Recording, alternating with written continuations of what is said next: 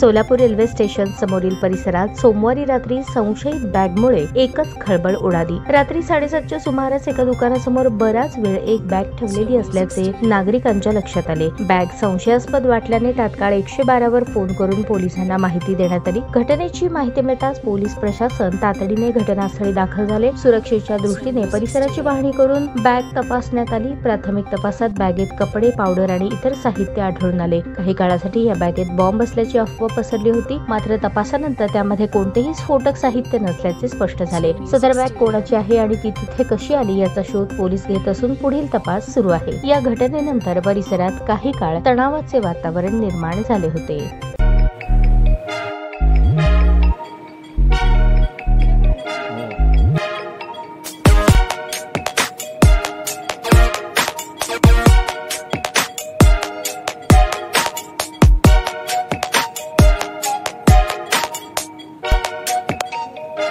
सोलापूर शहरातील सुप्रसिद्ध हॉस्पिटल म्हणजे सेंट्रल मल्टी स्पेशालिटी हॉस्पिटल मागील अनेक वर्षापासून सेवा बजावत आहे। 24 तास इमर्जन्सी सर्व्हिस, मॉडर्न टेक्नॉलॉजी, अनुभवी डॉक्टर्स तसेच अत्याधुनिक तंत्रज्ञान सुविधांनी सुसज्ज स्त्रीरोग प्रसूती विभाग, ऑर्थोपेडिक विभाग, मेडिकल विभाग आणि इतर एकमेव नाव म्हणजे सेंट्रल मल्टी स्पेशालिटी हॉस्पिटल। पत्ता गणेशपेठ शॉपिंग सेंटर, मंगळवार बाजार, सोलापूर।